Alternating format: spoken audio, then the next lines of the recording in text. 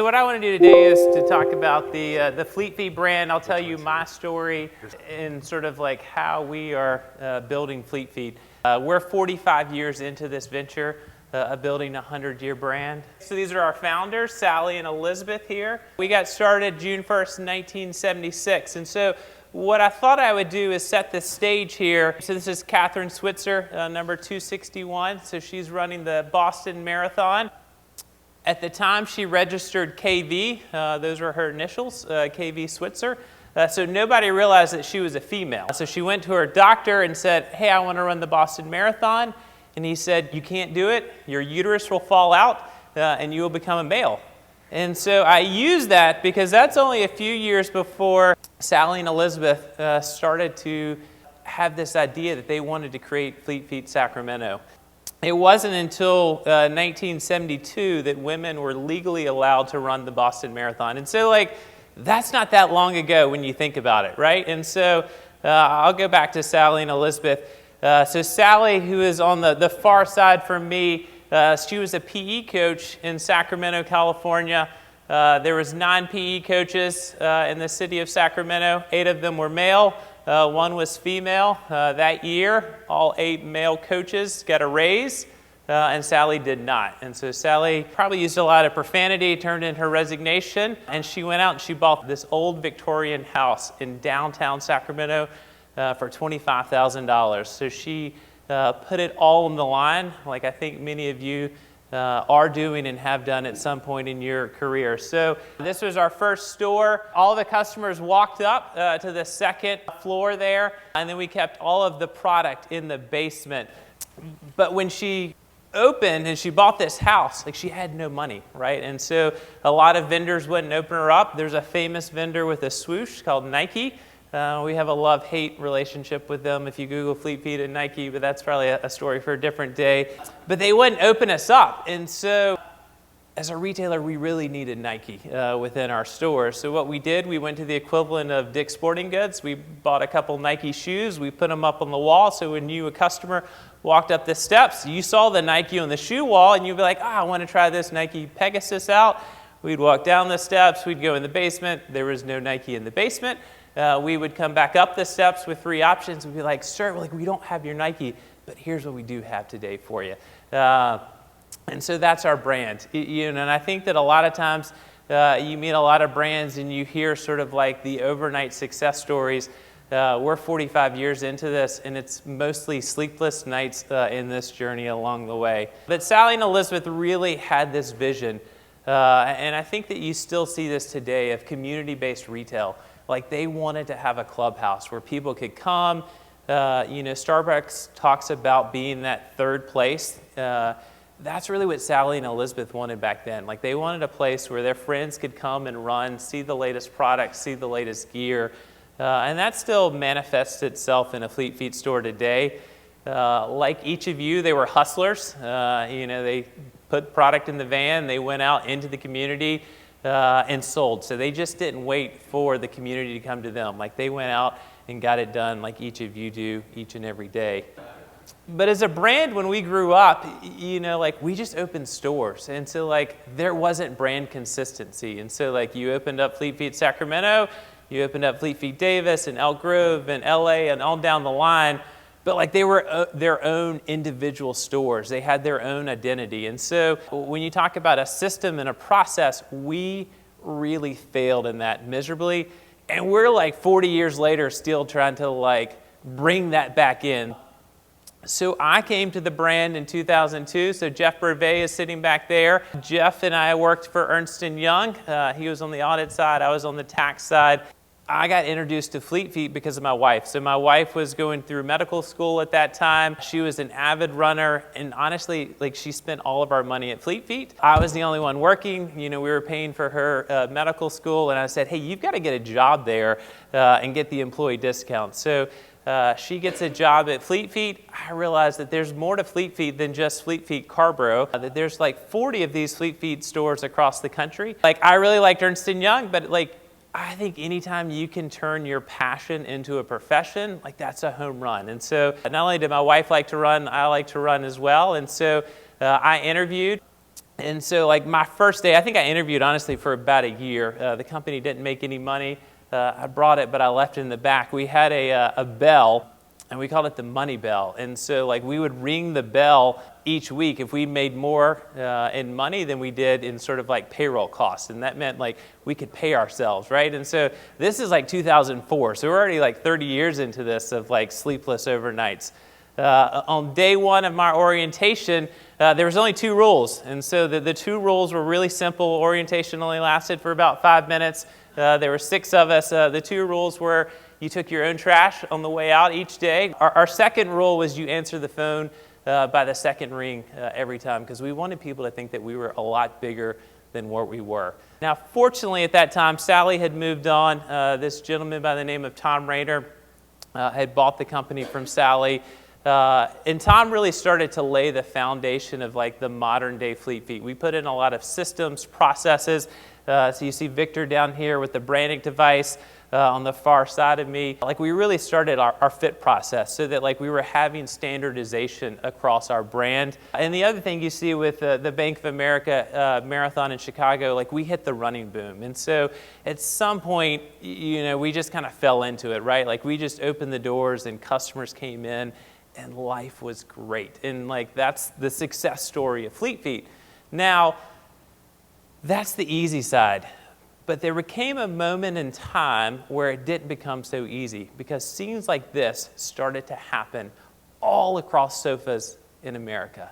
There's these people, and they're just sitting there with their laptops, and they're sitting there with credit cards, and they're like, hey, I can buy things online. And as a retailer, and if I speak for our franchisees, this is how it made us feel.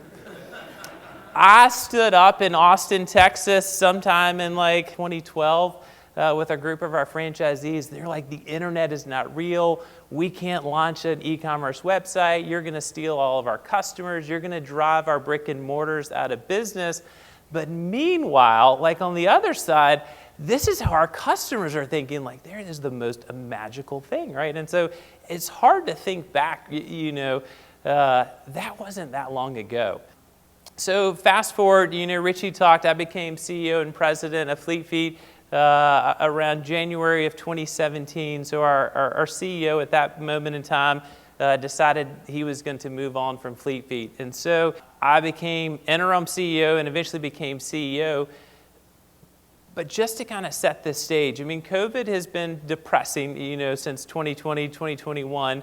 But to become CEO of a retail company in 2017 wasn't like sort of like a walk in the park, right? I mean, like this was the headlines, right?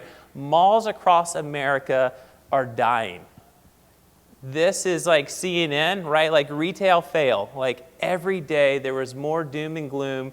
More stores were closing in 2017 than any other year. And so I decided, yeah, what the hell? Like I'll become CEO of Fleet Feet. You know, if it doesn't work out, I'll just get a job somewhere else. I'm still young, right? So, but every entrepreneur needs a plan B. But I was going all in on like my plan A at that moment in time. But in full transparency, this is how I felt most days, right? I don't know if any of you feel this way. It's like, man, like I just want to crawl back and get in bed. Like I don't know what I signed up for. I'm still dealing with the wild, wild west from like years ago. I've got franchisees that don't believe in e-commerce. Brick and mortar is dead, and like that was our business, was these brick and mortar stores, and I've got to figure out how the hell to get this thing moving in the right direction. And so that's what I want to share with you today. I really had sort of like 6 kind of like epiphanies in that first year that I became CEO. And I want to talk about what those epiphanies were, and then I'm going to translate it over into sort of like COVID times. The first thing that I came up with was, this is it. You know, like you have to start here with culture, right? And it is your job as the CEO of your business to drive culture relentlessly. If you don't do it, nobody else is going to do it. You know, you think about like this quote from Jeff Bezos, the founder of Amazon. My main job today is he works hard at the culture, right? Now, I've come to sort of like move a little bit past this, and it doesn't matter if you're the CEO, but culture is owned by everybody, right? Whether you're the VP of HR, whether you're the director of sales, you have to instill ownership of culture at every single level within your organization. Now, one of the things that was important to me was having a company that was really grounded in a mission, in a vision, and in a core values. The second light bulb moment for me was sort of like embracing change and uncertainty. It doesn't matter if you're in retail or you're in restaurant, whatever it is, when the customer is exposed to a new experience, the bar is raised for everybody. Everybody is going to expect more. Early on in 2017, I went to this in Seattle. I go to this store, and I have to download an app and pay like $1.99 to go into the store, which I thought was like a brilliant move by Jeff Bezos. So maybe that's why he can go into outer space and I'm stuck here. But I downloaded $1.99. You go in, you put all your bags in sort of like, or all your goods, you pick up your drink or your ham sandwich, you put it in your backpack, and then you just walk out. Like there's no cashier, right? And so it's this unbelievable like retail experience. So this gentleman here, so I take this photo because it's like Disneyland, right? Like this guy is literally taking a selfie to post on Instagram that he's outside this Amazon Go store, right? And so like as a retailer, I've got to study my industry, right? It's not just what's happening at Fleet Feet. It's not my direct competitors, but it's everybody from Casper to Amazon, because my customers are shopping across all of those. And so like whatever your industry is, like you have to be a student of your industry. But when that bar is raised, it's raised for everybody. And so one of the things I like to talk about is these powerful statements. We want. What do we want as business owners? But what do our customers want? These are two very different statements. If I owned a taxi company in New York City, what do I want? I want customers to stand out in the rain and wait for me to show up, not know whether I'm going to be able to tell them how long it is to get to that direction or whether I'm going to take a credit card. But I want to be able to send the cars when I want, because that's how I make the most money. I don't want to invest in any sort of like technology because I want to make money. I'm in it. I'm a capitalist. But what does our customer want? They want to sit inside with their friends at the restaurant drinking. They want to enter in the address and know that it's going to be $45 to get there and what time they're going to arrive. And so if you let all of your employees start with what do we want and how you build your system, you're going to be irrelevant. You may not be irrelevant tomorrow or a year from now, but you won't be around 5 years from now or 10 years from now. And so the hardest thing as a leader within your organization is how do you embrace change? How do you get your people to move faster, right? So you're going to be out studying the environment, right? I go to Seattle, I see clerkless stores, and I start to have ideas, right? And so like what I want to do is I want to get to this blue dot here, right? And so it's a change I want to make. And so I start to study, so I start to spend time, and I'm thinking, how do I get here? Like what do I need to change, right? But nobody else in my organization is involved in that decision. And so if you fast forward at some point in time, like I'm going to have a conversation with my leadership team, I'm going to start to get them involved. But I'm already moving down the pathway of like, we're going to make this radical change at Fleet Feet, but nobody else is involved in that decision process. And I've just got my leadership team involved, but I've had months to think about this, maybe even a year, and I'm trying to get them up to speed. And so eventually we're going to get to launch day, and I'm going to say, hey, like we're going just like Amazon Go, and like there's not going to be a single clerk in our stores anymore. Now what happens is like half the people, like that's it. Like that's the first time they've heard of it, and we're going to make the system change tomorrow. And so this simple rule is how I think you move people faster, right? You've got to involve as many people as possible, as much as possible, as soon as possible. And it sounds really simple, right? But if it was simple, you'd be doing it right now. I can guarantee you in this room, less than half of you are doing this because it's really hard to execute against. But if you want to be successful, you have to embrace change and uncertainty. And to do that, you've got to be spending time with your team, getting them involved in the decision-making process. How I simplify this language within our four walls is this mantra: involve, launch, refine, repeat. This is our Franchise Advisory Council. This is the chair in the front here. And this is what we talk about. We're going to involve them in the process. We're going to launch. But the key word here is refine. It's not going to be perfect on day one. A lot of franchisees want it perfect on day one. So I just want to go ahead and set a low bar. It's not going to be perfect on day one because we need to move with speed and purpose, and we need to have refinement, and then we need to repeat. So when I became CEO of Fleet Feet, 10 years before, we talked about how do we make our websites more sticky. At this point in time, we were trying to figure out, we don't need our websites to be more sticky, we need our stores to be more sticky. So for over 40 years, we had measured people's feet, and it was a very human element, right? But fast forward, everybody has an iPhone. It's your map, it's your social media, it's your alarm clock, it's your everything. What we did was we said, we want to introduce technology into our fit process. So we envisioned a day where people would stand up on a scanner, and we're going to take a 3D image of their foot. And we're going to be able to show people their feet the way that we do. Now, our outfitters thought, whoa, this is crazy. We're good. We know how to fit. We've been using this Brannick device for 4 decades now. We don't need to change. We just need more people in our stores. I'm like, well, I don't know. We need a little more theater, right? And so it was a lot of conversations. Because what I didn't want to have them do is the day before launch, they're just hearing about it for the first time.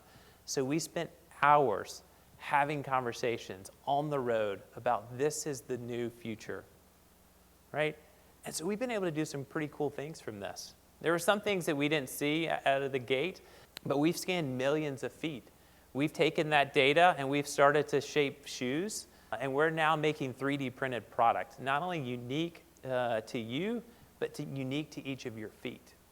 And so it all started with involve, launch, refine, repeat. It wasn't perfect on day one, but we didn't say that it was going to be perfect on day one, and getting that buy-in out of the gate.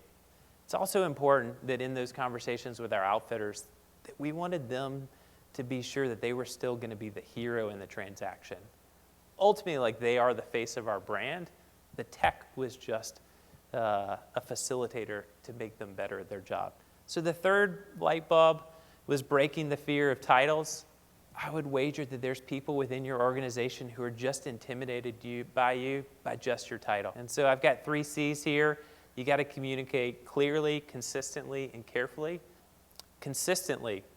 When I became CEO, communication was a big challenge. A lot of our franchisees said, hey, we don't ever hear from the home office in any frequency or any level. I think it was a fair critique. So I saw this article that just looked interesting. There was this guy who had worked for 40 years, and for 40 years, every single Monday, he wrote a note to his team, and it didn't matter if he was on a river in Brazil or if he was in Europe, but he sent his thoughts. And so I was like, that's a great idea. So that Monday, I wrote a note. I don't know how many Mondays we are later, but I have yet to miss a note. Every single week, I send either thoughts from the field, highlighting one of our outfitters, or the sales results. It's consistency. And so every single Monday, without fail, there is a note going out. This quote here, I think, is really important. Somebody said this to me once, and it really resonated. As the CEO or as the owner of your business, you don't stay on the brand message. You are the brand message. Right? So when you're on Twitter or you're on Instagram or Facebook, or when you're in front of the press, whatever words come out of your mouth are not your words. They are your brand's message. The other thing I really like to do, we're a healthy, active lifestyle company. I like to do a lot of walking meetings just to get exercise. But it's also less intimidating. If we were to sit here across from a table, it's much more intimidating to be in a boardroom or in a table setting. When you're going for a walk with people, it just breaks the nervous energy out of the room. My other secret to walking meetings, the only person who knows the route is me. So if the meeting is not going well, we're 10 minutes in.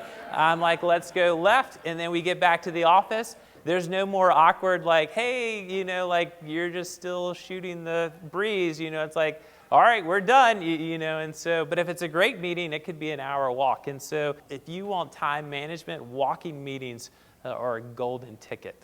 The fourth light bulb moment was always invest in. There's a famous gentleman, I'm sure most of you know who this guy is, Warren Buffett. He was speaking one time and he was asked the question, Mr. Buffett, like, what's the best investment that you can make today? Anybody know what the answer was? Yourself. You got to find time to make the investment in yourself, whether it's through personal education. I've done several leadership seminars over the course of the years. I think you have to also make the investment in your team. Find a great mentor. If you have a board of directors, have a great chairperson. It is stressful being a business owner, right? Like, you have a lot of weight and a lot of baggage that you have to deal with. And so always be willing to make the investment in yourself and your team. If I fast forward to the COVID environment, I think now more than anything, you need to check in on your team and make sure that like they're taking time off. I don't know about you, but I'm kind of over Zoom. I think a lot of our teams are over Zoom. And so there's only so long that you can burn red hot. Make sure that they have taken time off. When you think about making that investment, it's not only just in sort of like education, but just in time to sort of like recharge. The sixth and final one here is creating a decision-making filter. I'll show you our decision-making filter. You can take it for what it is, but I hope each of you create your own decision-making filter. And so this is something that we created a few years ago so that everybody knew how we were going to make decisions. There's 4 big questions. Is it good for the brand? Is it living our vision, mission, core values? Will it create value? Can we afford it? Do our franchisees, are they going to be willing to pay for it? And will the stores embrace it? And so whatever your decision-making filter is, I would encourage you to have one and share that within your organization so that everybody is aware of it. If I survived the retail apocalypse, and then I think back to COVID times, we shut our stores down March 17th voluntarily. We had no idea what was happening relative to COVID. And then unfortunately, governments shut our stores down. We were deemed non-essential. And so I say it all stopped. And so when I think back to those light bulb moments, as I was thinking about this, they actually held true during COVID times as they did in the retail apocalypse. I mean, I think that culture is still important, and I've talked about that. Embracing change and uncertainty. One of the things I always told our team is like, we don't have to think outside the box anymore. The box is gone. It got shredded. So like, you can have the freedom to do whatever you want.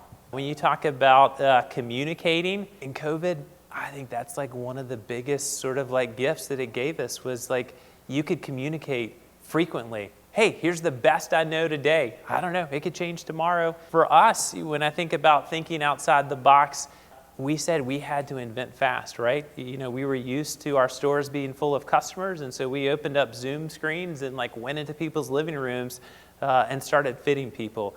We took projects that were on the back burner that would have taken, quite frankly, years to bring to life, like something as simple as like appointment scheduling, and we brought it to life instantly. And we communicated to our franchisees, it's not going to be perfect. There's going to be a lot of unhappy customers on day one, but like, we can't build it out for 6 months. Like, we've got to build it out, and it has to be live within 48 hours. And you have to tell us what the glitches are, and we have to work together to solve this. And if we don't, we're just not going to survive. We opened back our stores. We were 6 feet apart.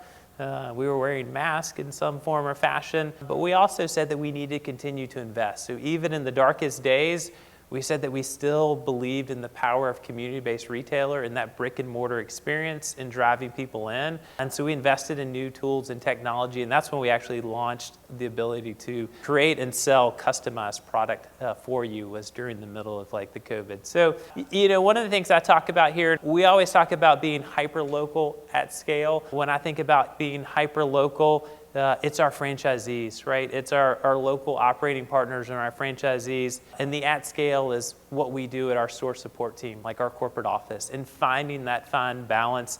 I will say in our 45-year history, we've gone too far on both sides. We've been hyper-local when like the only thing we were was hyper-local, and we've been at scale when all you're doing is ruling with an iron fist, and like neither one works. And so finding like that balance of like, how do you be hyper-local but at scale and finding that right symmetry to building a brand?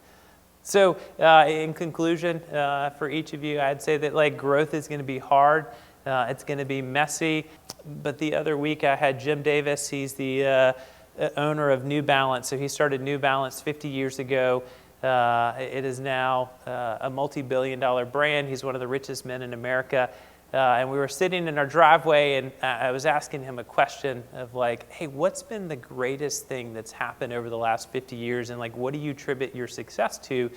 And what he said was a very simple answer. He's like, it's all about the people. He's like, every other strategy is just secondary. Invest in great people, empower them to be successful, and you will be successful. Everything else is secondary to that. This is Gino Myers in the dolphin shorts. He was our first employee when Sally opened up in Chico, California. She realized that she needed to invest in great people. And so I call him employee number one of Fleet Feet. It's all about the people.